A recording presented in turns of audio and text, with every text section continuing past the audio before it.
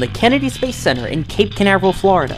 This is Spaceflight Insider's live launch coverage of NASA's Exploration Flight Test 1, featuring Jason Rhian, Shuttle astronaut Robert Springer, astronaut Abby, Sawyer Rosenstein, and Causeway correspondent Sean Costello. We now go live to the Kennedy Space Center press site for Spaceflight Insider's coverage of EFT-1. Good morning, Spaceflight Insider fans. Jason Rhian, your roving Kennedy Space Center reporter. We had a bit of a shakeup yesterday. There's some little minor issues. They wanted to do some rocket whispering before they launched. Bob Springer, he had prior commitments. We decided to have Abby out at another location so that she could take care of some things that she has to take care of.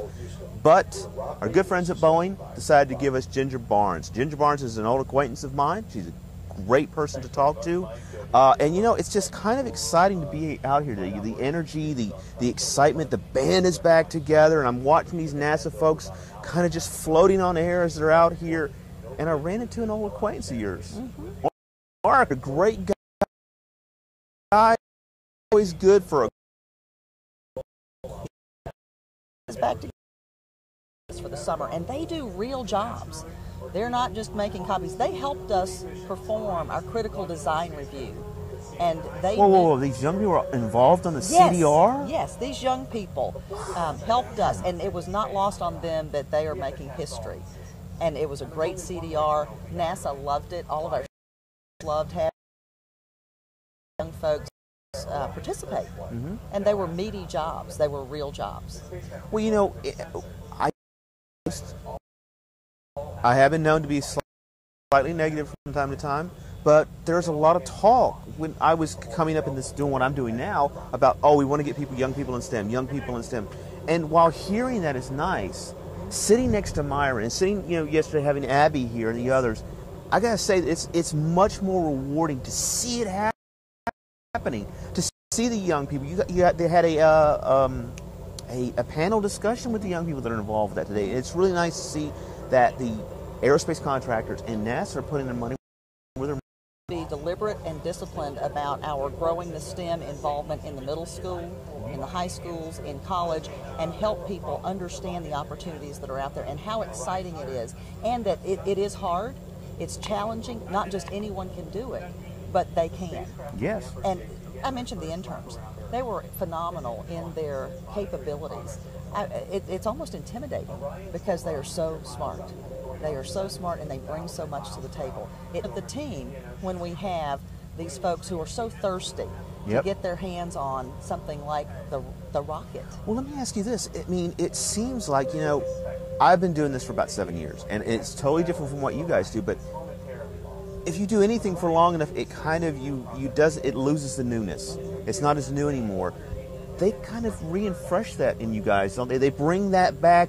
Cycling, but it's also refreshing. I moved back to Boeing about 1.5 years ago from United Space Alliance and moved to Huntsville, Alabama, which is my home. Right. And I can never tell by your accent. You can't tell, and it's getting thicker all the time. But it's neat because a lot of the people that I worked with on Space Station or F-18 or weapons are now working on SLS. So Boeing gives great opportunities, and the other contractors, and NASA does a great job with their young folks too, of showing them the opportunities within their areas, and Boeing does a great job with that as well. And in my mind, there's nothing that compares to the space business. Well, I mean, there really isn't. I know that you got other commitments. We won't keep you too long, but you know, it's really great to see what both NASA and Boeing is doing in terms of, well, they're calling it STEAM now. STEAM? It's STEAM. It's science, technology, engineering, and art and math. So it's STEAM now. Okay, that's great.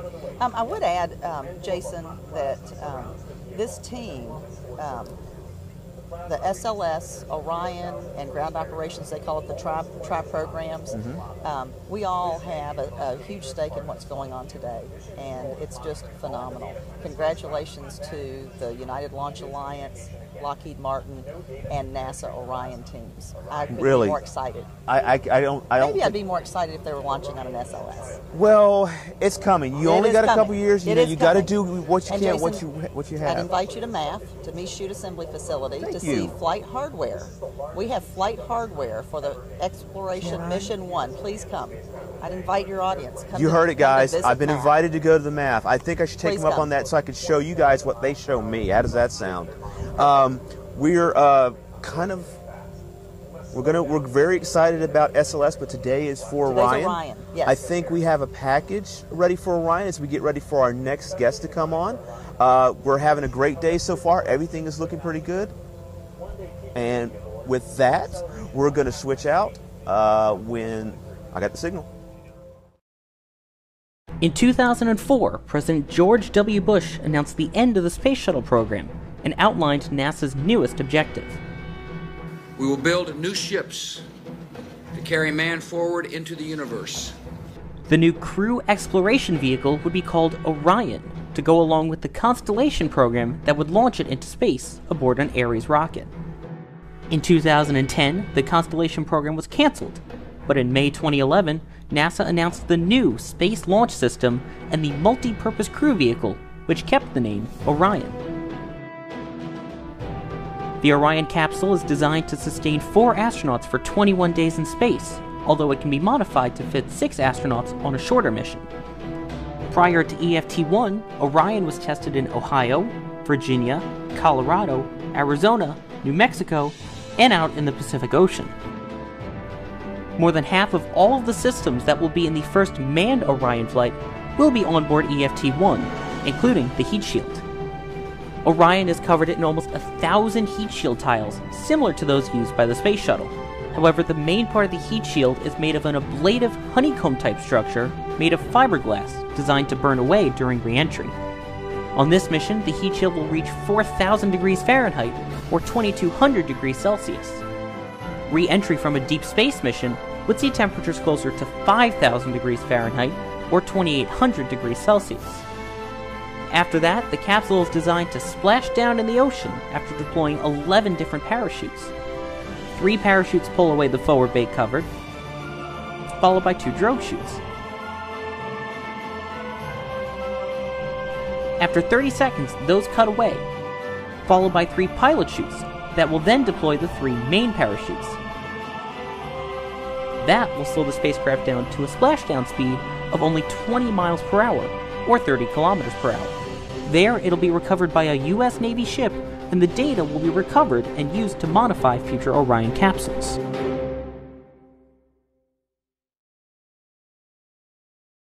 In 2000... And we're back! Well, Ginger is off to OSB-2 to rub shoulders with all the famous and influential people along Florida's Space Coast. But the hits they do not stop coming at Spaceflight Insider. We are joined by ATK's Brian Duffy, former shuttle astronaut, and a person that I like to call a friend. This guy is just the bomb. He is a great guy, easy to talk to. I think I've interviewed you like, what, 4 or 5 times? Yeah, we've gotten together a few times. Yeah, just very easygoing, and he works for ATK, the company that is heavily involved with the new space launch system, but he's also involved with EFT-1. Why don't you tell us a little bit, just to get us started, about yourself, and then go into what ATK is doing on Orion. Okay, a little about myself. Yeah, just break it down for him. Okay, so, I was an Air Force fighter pilot, test pilot, and got selected to be an astronaut back in 1985. Over 16 years, had a chance to fly 4 times in the space shuttle, so know a little bit about flying in space. What's your favorite? Do you have a favorite mission? It's hard to pick one out. My last one was particularly good. I mean, they're all good. You know, my last one was STS-92. It turned out it was the 100th flight, the 100th mission. So we got a little notoriety, because people like round numbers. That's 100 flights. That's something to be notable about. It was, yeah. And we carried up 2 pieces of the space station. And the fun part about it, I mean, all the crews that I was with, I really enjoyed. This crew, we were together for 2.5 years as we were training. And so that was a blast. And what is that like? I mean, when you say together, it's almost like they become part of your extended family, don't they? We're a family, yeah. Absolutely. Not even true. extended, we're your family. And including spouses and children, and you know, we do things together. So we train together, we fly together, we party together, we host each other at dinner parties, and we do fun things with the kids, so the kids can come. So, and you really do get to the point where you know what the other people are thinking. So by the time we launched, that's kind of scary, Brian. I know it is. By the time we launched, though, if I looked at somebody for some reason, they knew what I was about to say, and now when you're on orbit, that has to be incredibly beneficial. Oh, absolutely. It cuts down that communication, no lag time, nothing. Everything's efficient. Yeah. Now, you guys are working on Orion, and you've got a little something on the EFT-1 mission. Just give our folks back at home watching us here a little bit of breakdown about that. Sure. We're actually more than a little involved. in this. Tell us about the lot, then. Okay, because we're involved in both on Orion and on the Delta IV Heavy. So ATK is a really, broad company that makes lots of things. People know them best for the solid rocket boosters that the space shuttle program had, and maybe some other products, explosive, energetic kind of products that pyrotechnics that they have, right? Things that go boom. Things that go boom. Things that blow up. But more importantly, and it's a capability that I didn't know before I joined the company, is that we're like world class in composites.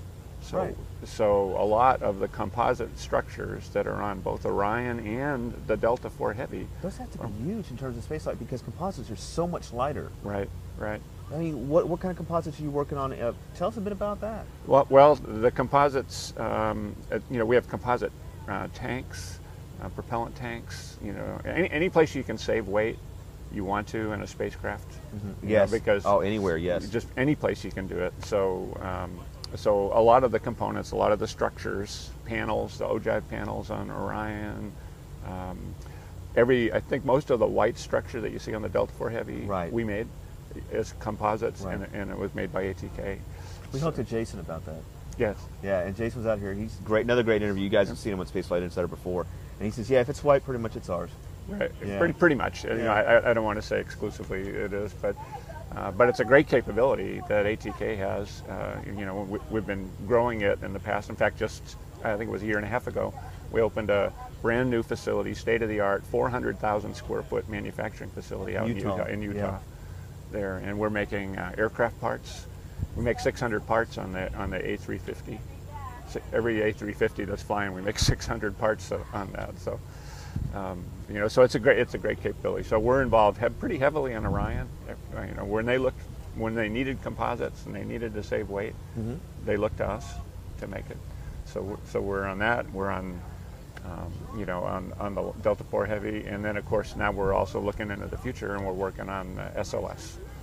Yeah. Now, before we go into SLS, talk to us a bit about the launch abort system that's on AFT-1 right now. Right. I'm sure you talked with us yesterday, but we got some new folks that are joining. Right. So that's another one, obviously one of our capabilities. So the abort motor, which is the main part of the launch abort system. The launch abort system is the tower that you see sitting on the top of the rocket, on top of Orion. There, that's designed to be able to extract the crew into a safe environment, no matter where they are, from the time they get in the vehicle on the launch pad through the flight. So I would feel incredibly safe getting on any vehicle knowing I had this system, because if you were sitting there in the launch pad and you aborted for whatever reason, you had to abort.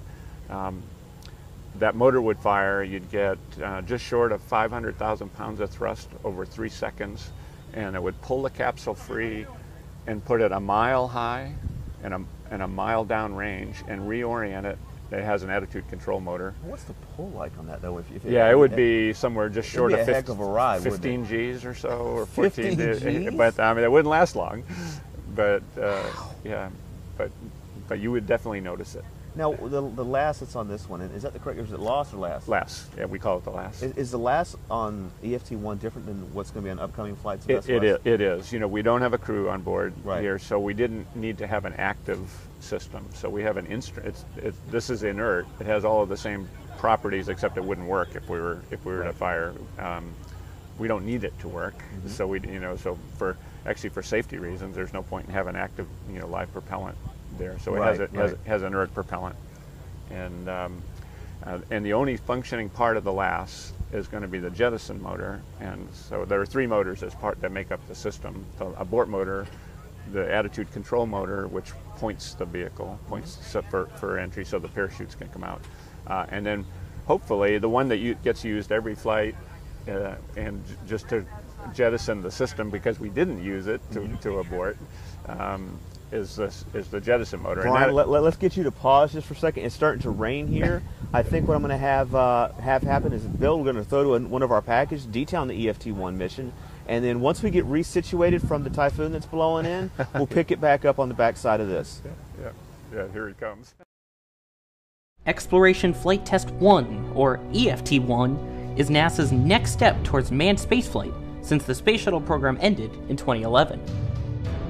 The unmanned test flight will be carried out with the Orion spacecraft, launched atop a Delta IV Heavy rocket from Cape Canaveral Air Force Station in Florida. The spacecraft will carry sensors to deem the capsule safe for the first crewed flight, currently scheduled for 2017. 5.5 minutes after launch, the first stage engines will shut off, followed shortly by separation and ignition of the second stage. 20 minutes after launch, the spacecraft will be in its initial orbit with a highest point of about 550 miles or 885 kilometers. For comparison, the International Space Station is only at 250 miles or about 400 kilometers. Since the ultimate goal is to send Orion into deep space, one of NASA's main concerns is radiation exposure for the astronauts. During this test, the capsule will be flown through the lower Van Allen belt, an area of high radiation around the Earth. To get there, the capsule will raise the highest point in its orbit to 3,600 miles or 5,800 kilometers above the Earth. This will allow them to pass through the radiation belt twice, once on the way up and once on the way down. About 4 hours after launch, the capsule fires its thrusters to descend back into the Earth's atmosphere. The spacecraft will be traveling at 20,000 miles per hour or 32,000 kilometers per hour. The heat shield will have to protect Orion for temperatures of up to 4,000. The Delta IV Heavy is the world's most powerful rocket in use today, and will be used to launch NASA's Orion capsule on EFT-1. It's capable of lifting more than 31,000 pounds into geosynchronous orbit and more than 63,000 pounds into low Earth orbit. For comparison, the largest payload carried by the shuttle, the Chandra X-ray Observatory, was only 13,000 pounds fully fueled. This will be the 8th launch of the Delta IV Heavy, with the first happening back in 2004. That first launch put one of the satellites on board in an incorrect orbit and failed to deliver another to orbit. Since then, the rocket has had a perfect record, launching from both Cape Canaveral Air Force Station in Florida and Vandenberg Air Force Base in California.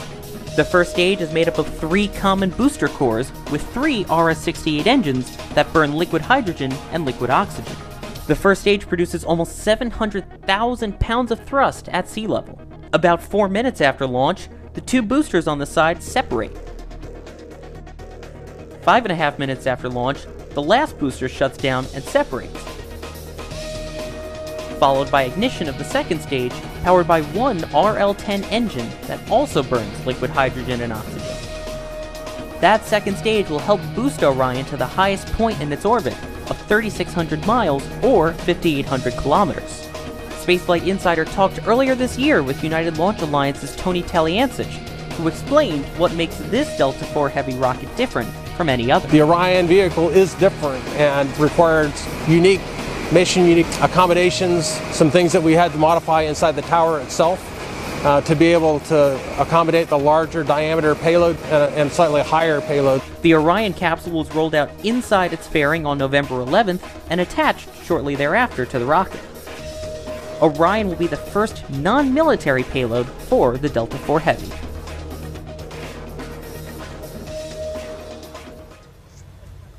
Hey gang, we had to take a little bit of a break. Typhoon EFT-1 just blew in, so we're going to take a little bit of a pause and get the tent resituated. You're probably saying, oh no, it's raining. No, it's Florida weather. Brian, Florida weather, it changes like what, every 2-3 minutes? This will just blow on by. Yeah, it'll blow on by, and it'll come back later, and then that'll blow on by. So it's not really that big of a deal. Let's go back and talk a bit more about the LAS, and we're Sure. take up just a minute or so before we last left off. Tell us a bit about that. Yeah. Okay. So the launch support system, or the LAS, is made of three big motors, three motors. One large one, the abort motor, and that's what would pull the crew to safety. The attitude control motor, which is while the vehicle would be flying, it would reorient it so that the system could be jettisoned. So there's a jettison motor that is there, and then the parachutes could come out and the vehicle could safely land. So, the goal of NASA would be, and everybody would be, for the abort motor to never be used, and the jettison motor to be used every flight, because at some point during the ascent, when the crew could safely re-enter on their own, no matter I don't know what the Mach number is, but it's pretty high, up around Mach 10 or so, or they'll jettison the abort system, because there's no point in carrying it all the way to orbit if you don't need it. No, the weight is life, right, or mass is. I forget which one it is. Yeah, speed is life too. Speed is life too. Well, especially if you're a fighter pilot. Right. Yeah. So that's the abort system. That's what it's used for, and those are the three main components for it. Now, for the last SLS, Orion, they're not, one person does this, one person that. Everything's kind of like mixed together. The jettison motor, is that ATK or is that? Actually, it's not. That's Aerojet. Yeah. And they make that one, and we make the other two. Okay, so we got an Orion and EFT-1 going here, and we know what's going on with that. Now, talk to us about the transition that's going to take place from this mission today to 4 years from now. Yeah, so Orion's going to, on this flight, we'll be demonstrating, the heat shields, because I'm sure you've talked about it with other people. Yes. About the fact they'll be going 20,000 miles an hour and re-entering. Yep. So, and we haven't designed a heat shield and built one since the 70s. So we'll be improving the manufacturing techniques and the materials and the design of that. So we'll learn that, and we'll learn. There are 1,200 data channels on Orion, and so they're collecting a lot of data on other systems as well. And with that information, they'll make some tweaks to the vehicle and make it better. And so that the next vehicle that we'll fly will look probably identical to this, but we'll have some minor changes to it on things that we've learned from this flight. And then also it'll be riding a different rocket. Now, when you say it'll have a different ride, obviously it's going to be Space Launch System. There's also an international affair that's going on with EM-1, I believe, and maybe you can talk a bit about that. The international part? Yeah. Well, I mean, Orion is with Lockheed Martin.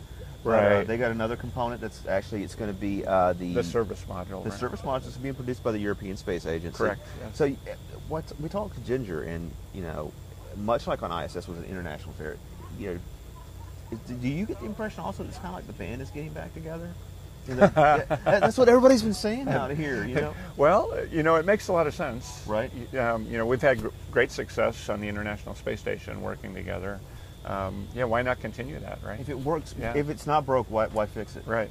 So, right. I mean, right now, I mean, what are we looking at in terms of what Orion and the SLS system, what are the things that we should start looking for after EFT-1? Well, I think the next major, most noticeable thing will be when we ATK fires the 5-segment qual motor and QM1, QM1, and we're going to do that in the spring. Okay. In fact, we're marching down the road, getting it ready to go. Already do that. We've already cast some of the segments with propellant, and we're X-raying them. To that, QM1 was supposed to launch or be tested last year, and ATK apparently checked some stuff out. There were some issues with it, but you went back looked at the problem. What have you done in the interim to make sure that the issues that you noted have been corrected? Yeah, so we were a little bit surprised by some changes, but not really surprised, because the materials that were used and the processes that were used in the space shuttle program to make those motors, right, they were kind of grandfathered, and a lot of rules have changed since the 70s. When they started doing that, a lot, EPA. So we've had to, with this new system, with this new 5-segment motor, we've had to incorporate different materials, And so we're learning that what we expected from some of the materials was different than what we got, and so we've had to make some changes. But it was nothing major. It was just some little quick. It slows you down. Yeah, yeah. As you see something that you didn't expect, you scratch your head. You figure out what caused it. You devise the fix, and then you have to implement it and verify that it worked. And I mean, that's one of the things that a lot of people I don't think that aren't in the industry that they don't get is that you see a problem, you have to go back and figure out why the problem or problem or issue or whatever it was, why this thing is taking place, to make sure it doesn't happen for later missions. Then you have to go and correct it as you can figure out using the data that you have, and then you have to retest and make sure and confirm that what. So there's a whole process that's involved anytime something crops up. Anytime you get a surprise, and this business is full of surprises. Well, I mean, it's called rocket science for a reason. You got it. So with that, we're going to try to check how are we doing for time. Are we hearing anything on the range right now? I haven't heard anything. We're about T-minus 16. About T-minus 16 minutes out. Okay. So what we're going to do is we're going to hang on to you for as long as we can. I see Kay is, whenever these great folks come out, it's just like spaceflight. You see Brian, you see me, but there's a whole array of people in the background that are making sure all these little interviews are taking place. Everything is going off as planned. It takes so much to get vehicles into space. I mean, it really does. And I was hoping you could talk, because I talked to John Elbon over at Boeing yesterday about this, and I wanted to get you to touch on it as well. It's not just the rocket and building the rocket. You got to have all kinds of infrastructure in place. Can you give maybe just a little tease about what kind of infrastructure folks are looking at in terms of building the solid rocket boosters? Well, it's obviously it's a complex system. So you've got people in the background that you have materials people, as we were talking about. You have to define what materials you're going to need for whatever product you're trying to build. You got to design it. You got to have a manufacturing capability to do that. You need to have a testing capability to do that. And then a transportation system, logistics system to be able to. So there's a supply chain, from start to finish. And then there's subcontractors that are going to develop all the various components. Right. You got to get all that. I mean, it's a complex problem. It is.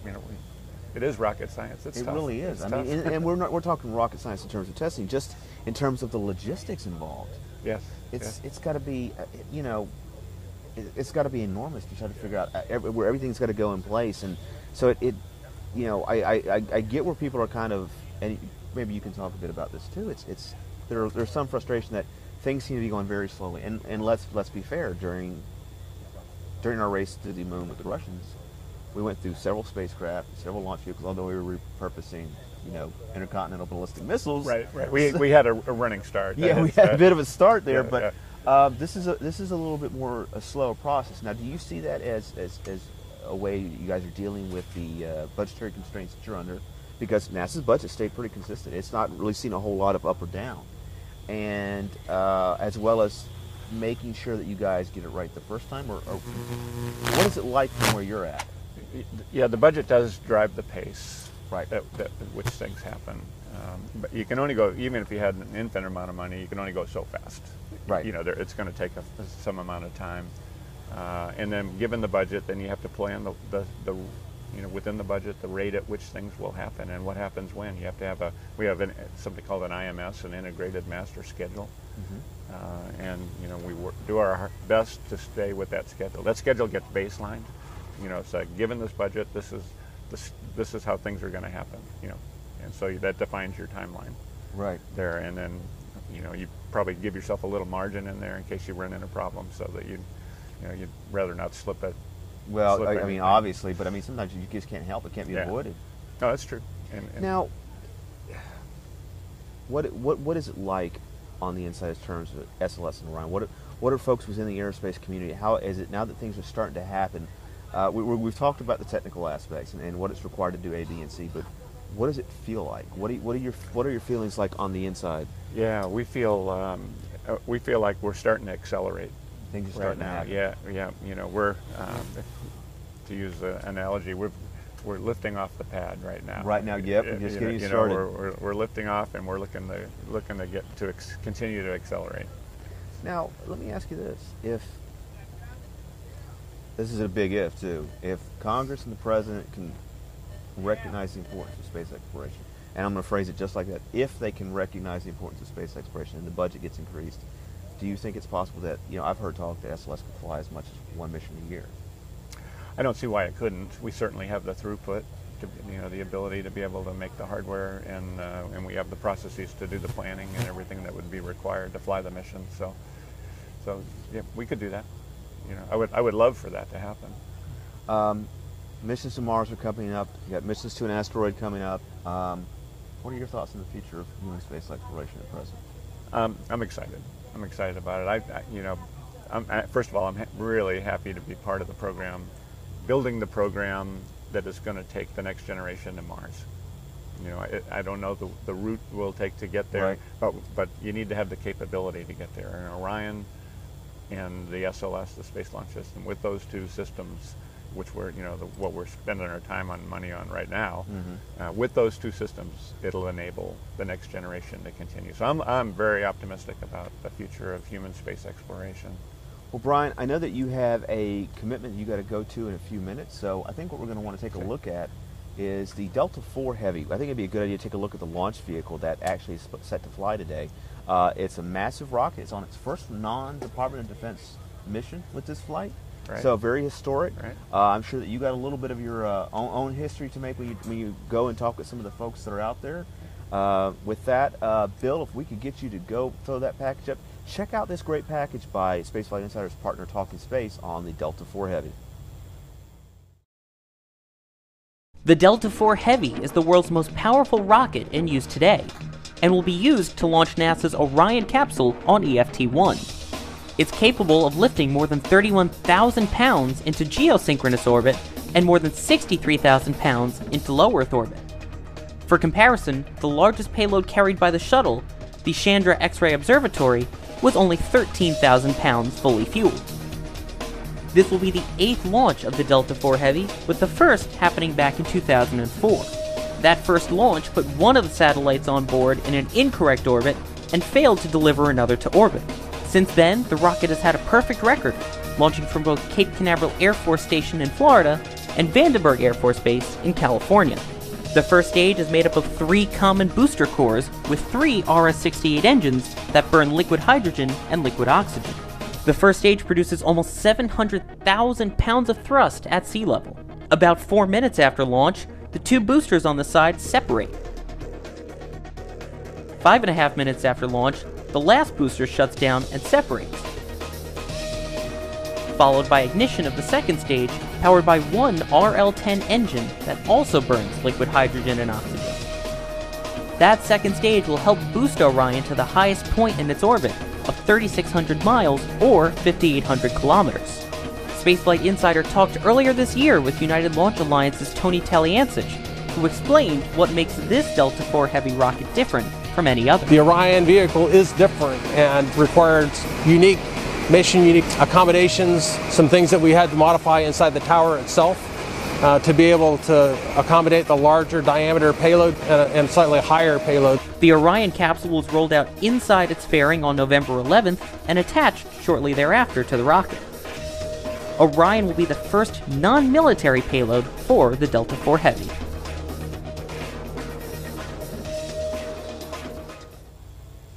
Hey there, Spaceflight Insider fans. Well, we are back, and yesterday we were very fortunate to record an interview with Lieutenant Colonel Mike McClure, but that just doesn't quite cover the awesome, because this guy is doing something super cool with the brave men and women of the United States Air Force, not here, but on the other side of the United States. Lieutenant Colonel, thank you for agreeing to come back on Spaceflight Insider's live launch day coverage of EFT-1. Break it off for us. What are the troops under your command doing right now? All right. Well, it's my pleasure to be here. Thanks for having me again. And you're right. This is a very unique mission that our Air Force team is out in the Pacific doing right now. Who would have ever thought, joining the Air Force so many years ago, that they'd be on a Navy ship out in the middle of the Pacific Ocean recovering a spacecraft? And in all fairness, one of the 6 guys that we have out there is a Navy officer. So he's back home. He's a P3 and S3 pilot, so he's been on carriers and all that kind of stuff. He's assigned to our unit as our Navy liaison officer. But the other guys, We've got 2 Air Force folks out there, and then 3 civilians on our Air Force team. And these 6 folks are out in the Pacific Ocean waiting for this thing to splash down about 4.5 hours after launch. And as soon as it does splash down out there, it's going to be about 600 miles south of San Diego, so about 200 miles west of the Baja Peninsula in Mexico. They're going to be right there on the spot. They've got Navy divers trained to how to assess the capsule for hazards, and then recover it into the well deck of an amphibious assault ship. USS Anchorage. Yeah, the USS Anchorage is out there, and we also have another ship on site. Salvor. The USNS Salvor, it's a salvage ship. Right. And it's going to be collecting some of the other miscellaneous flight hardware, parachutes, and some other devices. There is the forward bay cover, which is at the top of the craft. It gets basically taken off by parachutes, and they're going to recover all this. Can you give us some more details of what these airmen and women are doing out there? Sure. Well, the most important thing about this flight test is collecting the very valuable data that's aboard the spacecraft. If we don't collect that data, then we don't know anything. We just have pictures and the telemetry and some of the data that it transmits back during its flight. So they desperately need to collect the spacecraft because it's fully instrumented. So instead of having astronauts on board, it's got a bunch of highly sensitive computers that are collecting this very valuable data. So NASA has asked us to recover the spacecraft so that they can have access to that information. So they know how to modify the spacecraft or the navigation instrumentation for future crewed missions. So they provided us a bunch of data, and they said, hey, this is the spacecraft, this is the technical aspects of it. You can touch it here, you can't touch it here because it's got a sensitive area. So we gave all that information to our dive team, and we basically gave them the briefings on all the areas they can touch and what they can't touch. And strangely enough, the spacecraft for this particular mission doesn't have a sturdy enough attach point where you can attach a winch and cable. So we had to design a recovery device, an apparatus, kind of like the bridle on a horse, so that you can contain it and then attach a cable to it. So the divers were an integral part in designing that apparatus, and they've practiced the recovery procedure several times in the neutral buoyancy lab down in Houston, and also in underway tests out in the Pacific Ocean in some pretty challenging sea conditions. Now, was that done intentionally, just to try to really see what you guys could do? Absolutely. We wanted to train like we're going to fight, which is kind of our wartime mantra. So we wanted to put the spacecraft, the practice module, and the crew and the ship in the same type challenging sea conditions that they might experience today, had the weather been more significant on the West Coast than it is forecast to be. What is the weather? Do you know what the conditions out there are like right now? Because that's actually part of what we have to deal with right now. They're looking at, I believe, some thin overcast skies, sea conditions. The most important factor is the wave height and the period of the wave, how often the waves hit. Right now we're looking at 5 to 6 foot waves, which are pretty nominal for this time of year, kind of the best conditions you can have. And the wave period is pretty slow, so it should be fairly easy recovery conditions, provided that there aren't any complications with the spacecraft. Now, this does not impact the United States Air Force's warfighting capabilities at all, does it? Absolutely not. This team is specifically chartered to perform this mission. So we take some active duty folks out of their normal operational assignment rotation for a 2 or 3 year assignment, and they are specifically dedicated to this mission during their time assigned to the unit. Lieutenant Colonel, I have one last question for you, because apparently our next guest is here. We want to make sure we get her on. And I didn't get a chance to ask you this yesterday, but if you had one thing about this mission that you don't think a lot of the public would be aware of, under normal conditions, maybe some kind of aspect that they go, oh wow, I would have never imagined that. What would it be? What do you think? I think it would be the amount of time that's actually been invested so far on the part of the Navy and the Air Force to train to do this mission. I believe the assumption probably is, hey, as long as this thing gets off the ground here on the East Coast, it's going to splash down safely in the Pacific, and we're just going to go pick it up. Well, it simply doesn't happen. It takes a lot of practice, a lot of planning, a lot of coordination to make that happen. Thousands and thousands of man hours have gone into our planning for, coordinating, and rehearsing this mission. And I'm really awed by the dedicated men and women of the U.S. Navy and our small Air Force team that's been planning for this. Well, Lieutenant Colonel McClure, first of all, let me say that I'm really awed, first of all, as a space person, for your efforts on our behalf for the things that we love, and as a United States citizen, I'm deeply thankful for your service to our country. Well, thank you very much. Thanks Go for your Ryan. support.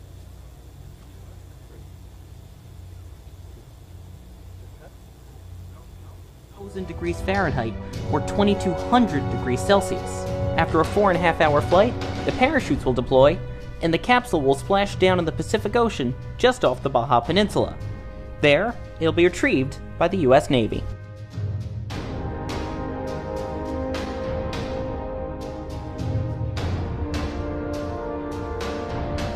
President George W. Bush announced the end of the Space Shuttle program and outlined NASA's newest objective. We will build new ships to carry man forward into the universe. The new crew exploration vehicle would be called Orion, to go along with the Constellation program that would launch it into space aboard an Ares rocket. In 2010, the Constellation program was canceled, but in May 2011, NASA announced the new Space Launch System and the Multi-Purpose Crew Vehicle, which kept the name Orion. The Orion capsule is designed to sustain 4 astronauts for 21 days in space, although it can be modified to fit 6 astronauts on a shorter mission. Prior to EFT-1, Orion was tested in Ohio, Virginia, Colorado, Arizona, New Mexico, and out in the Pacific Ocean. More than half of all of the systems that will be in the first manned Orion flight will be on board EFT-1, including the heat shield. Orion is covered in almost 1,000 heat shield tiles, similar to those used by the Space Shuttle. However, the main part of the heat shield is made of an ablative honeycomb-type structure made of fiberglass designed to burn away during re-entry. On this mission, the heat shield will reach 4,000 degrees Fahrenheit, or 2,200 degrees Celsius. Re-entry from a deep space mission would see temperatures closer to 5,000 degrees Fahrenheit, or 2,800 degrees Celsius. After that, the capsule is designed to splash down in the ocean after deploying 11 different parachutes. 3 parachutes pull away the forward bait cover, followed by 2 drogue chutes. After 30 seconds, those cut away, followed by 3 pilot chutes that will then deploy the 3 main parachutes. That will slow the spacecraft down to a splashdown speed of only 20 miles per hour, or 30 kilometers per hour. There, it'll be recovered by a U.S. Navy ship, and the data will be recovered and used to modify future Orion capsules.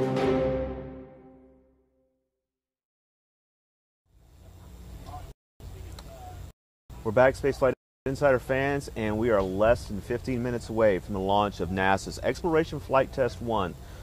We just wrapped up Lieutenant Colonel Mike McClure. He gave us an idea of the recovery operations that are taking off the coast of San Diego, and we're joined by none other than Katie Coleman. Katie, thanks for coming on SpaceFlight Insider. I'm thrilled to be here this morning. Now, I'm thrilled to have an actual long-term resident of the International Space Station. Talk to us about your activities on orbit. Well, first of all, it's amazing to live up there, and it's so clear when you're up there that it's a place we're meant to be. It's already ours, we just haven't been there. And so what I love about, sort of this morning getting to be here with the launch of Orion, right, and having lived on the space station is that they're so connected in my mind. We all have a part to play in this journey. It's a long journey, leaving the planet, living other places, exploring our universe. On the space station, we're looking at some pretty ordinary but really important things, which is life support.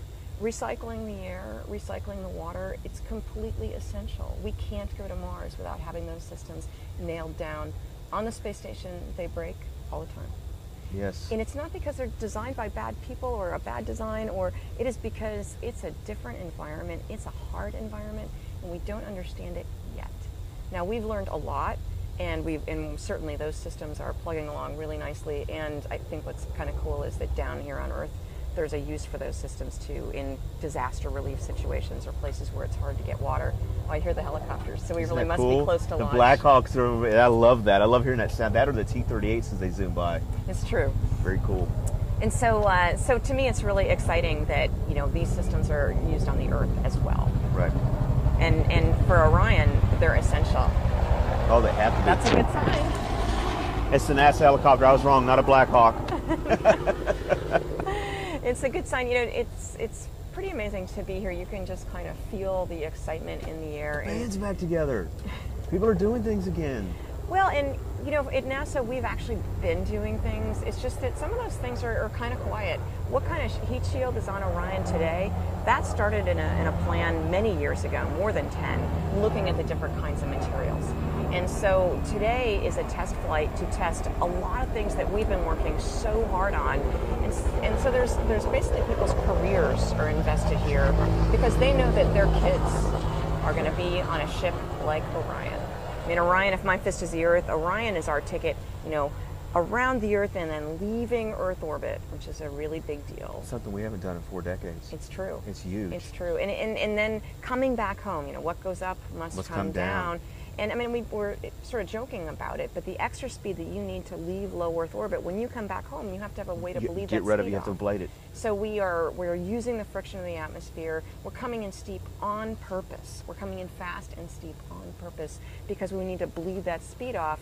But then we need to have a protective heat shield that we know is going to protect the vehicle and the crew inside.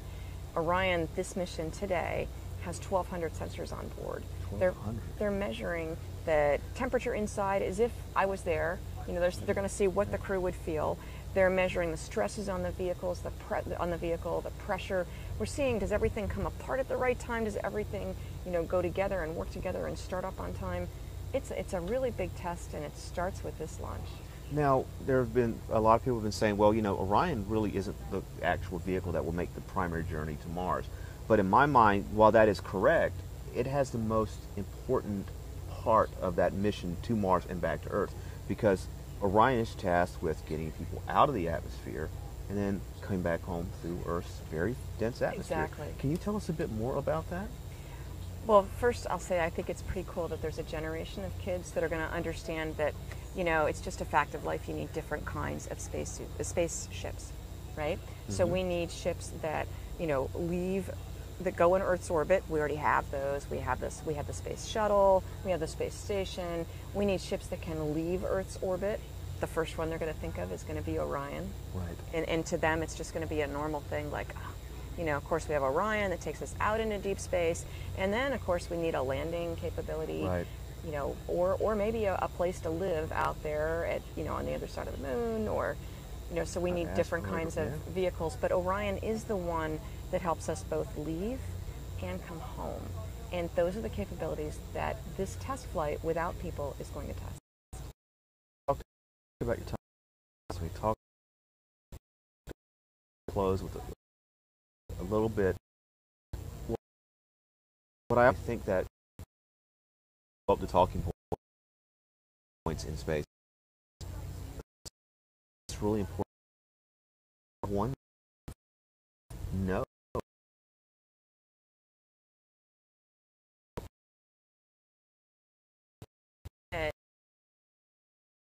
To leave, but and we probably so these are failures. Having some failures. Envelope.